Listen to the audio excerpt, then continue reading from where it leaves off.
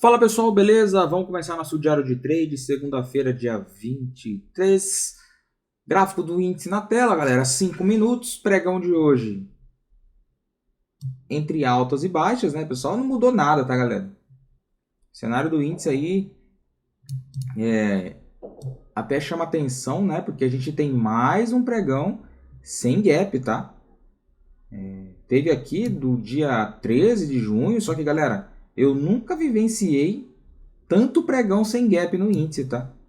Isso para mim é novidade, tá? Mesmo operando esse mercado aí desde 2000 bolinha, para mim é novidade, tá? Mas vamos começar aqui com o gráfico de 5 minutos. E como vocês podem perceber, com aquela retomada de defesa compradora, né, que o mercado fez aí na última sexta-feira, o que acontece, pessoal? Então aqui a gente tinha um baita de um processo de lateralidade, né? Um processo, diga-se de passagem, até amplo. Ok? Toda essa região aqui, pessoal, que eu marquei, aqui é um 61 de Fibonacci macro, tá? É um Fibonacci macro.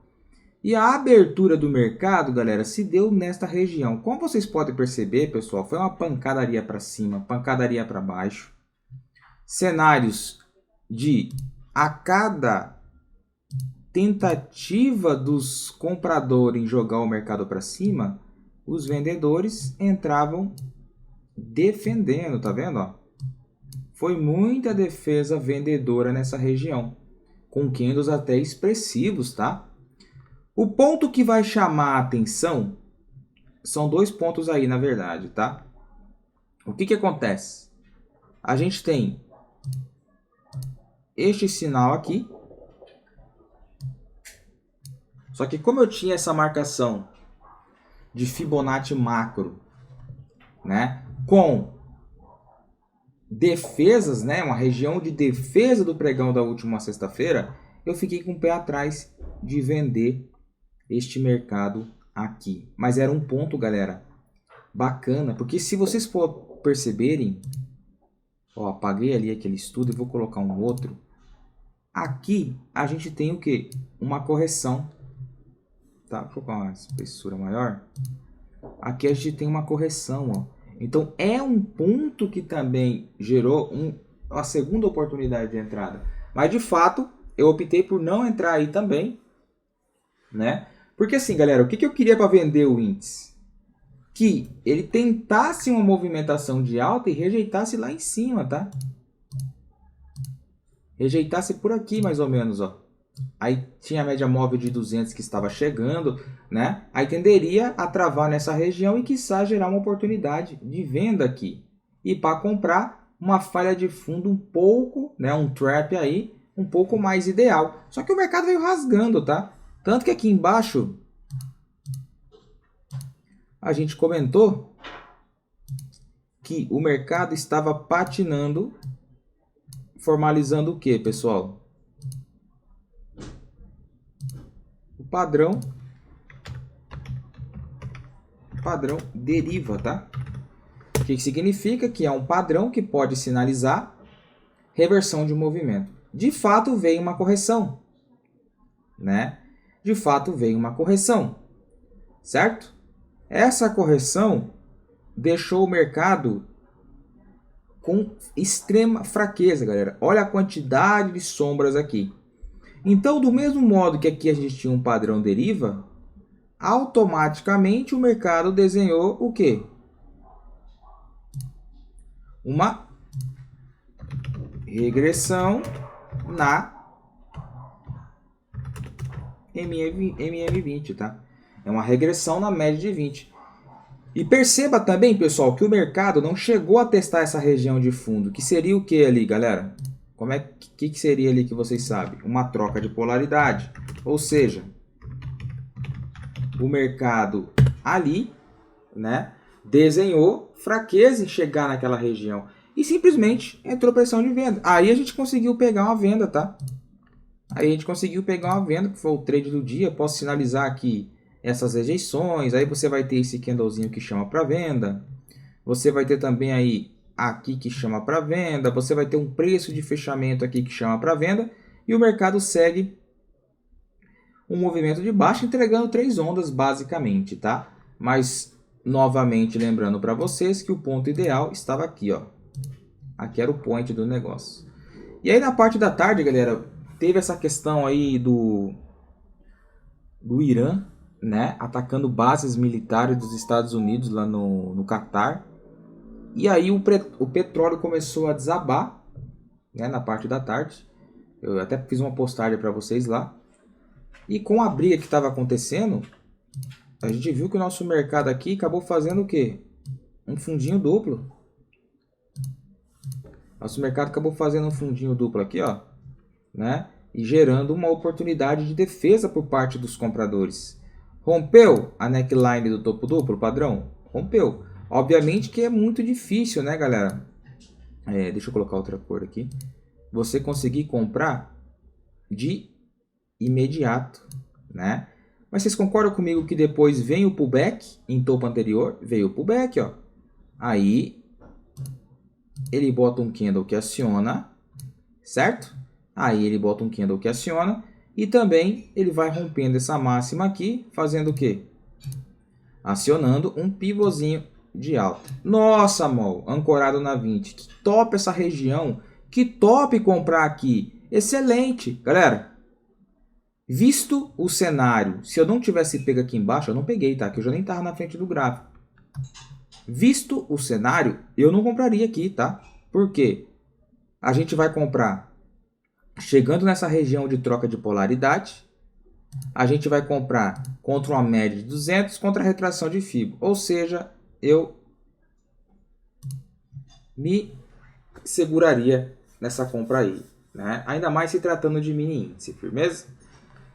Mas, galera, esse foi o cenário do índice. Por Fibo, eu tinha trabalhado com a projeção só do movimento do dia. Aí ele chegou a cravar aqui o segundo alvo. Lá embaixo tinha mais um, tá? Obviamente que eu não segurei até aqui embaixo, acabei zerando, o pessoal viu lá. Mas de fato, cara, aqui estava até viável para pegar a comprinha, tá? 2h30 da tarde, se apagar aqui se fosse o stop pelo M5 mesmo, 250, vamos lá pro M2 só pra gente dar uma olhada. Pelo M2 teria que ser aqui, ó. Mesma coisa, tá? Mesma coisa aí, não mudaria absolutamente nada. Dólar, é aí que mora o perigo, pessoal. Por quê, mal? Galera, o índice caindo, o dólar caindo. Pelo menos até umas 3 da tarde, né? Ó. Até as 3 que ele ficou caindo, vamos ver? Até a 1h40, tá? Vamos ter a 1h40 aqui. Ó.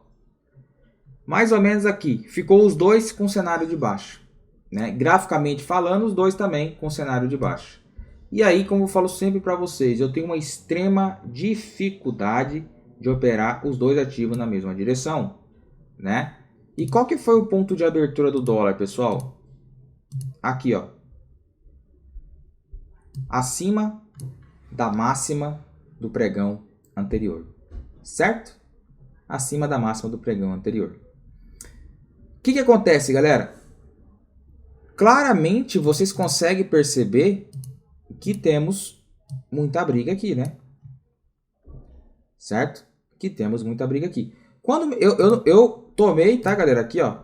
Quando o mercado abriu, eu não vi oportunidade de venda aqui nesse mercado, tá? Da máxima para mínima, veio na retração de 61, metade do gap, MM20. Eu peguei uma comprinha aqui, segurei esse caramba 1 hora basicamente, e ele acabou me estopando, tá? E aí que eu fiz aqui essa compra de novo aqui embaixo. Mas o que eu quero que vocês entendam? Vamos lá. Aqui é a região de fechamento do pregão anterior. Vão anotando aí, tá, pessoal? Ó. Região de fechamento do pregão anterior. Máxima. Eu vou destrinchar com vocês aqui para ser uma aula, tá? Quero que seja uma aula com vocês aqui, ó. Máxima. Pregão anterior. Certo? Máxima pregão anterior. E aí, povo? Mercado vem aqui embaixo, né? Mercado vem aqui embaixo. Chega na região suporte prévio, MM200, ascendente, e gera o quê? uma oportunidade de compra, tá? Trade por região, ou seja, operação por região. Quando o mercado retorna, galera, aqui para cima, o que que você tem? Retração de Fibo da pernada de baixa, mais essa linha. O que que se tornou essa linha, pessoal? Essa linha, conforme o mercado abriu acima dela, né? Ele rompeu e ele voltou a testar essa região, porque o movimento de rompimento, galera, é como se fosse aqui o gap, ó. Então pega daqui e joga para cima, certo? Rompeu o topo, concorda? Concorda, né? Mas ele falhou na continuação. Ou seja, essa linha virou o que para mim? Essa linha virou uma região de liquidez.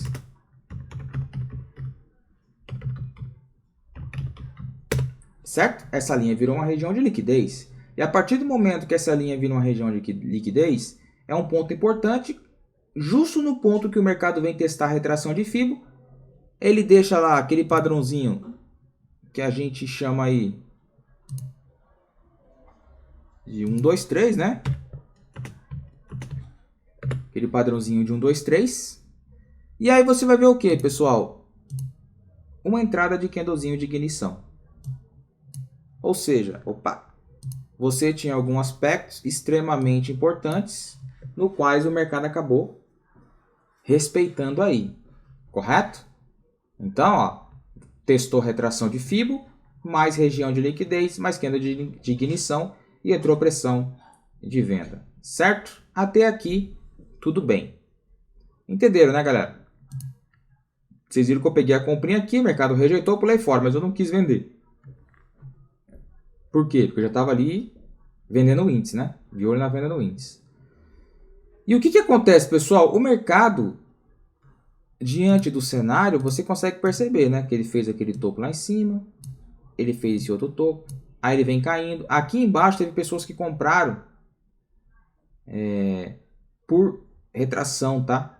O pessoal até me perguntou qual era o Fibo que eu tinha comentado. Era esse aqui, tá? Ó. Máxima, mínima. E aí você tem o quê? Fibo de 61%. Certo? Fibo de 61,8. Então, anota aí, meu povo. Fibo 61,8%.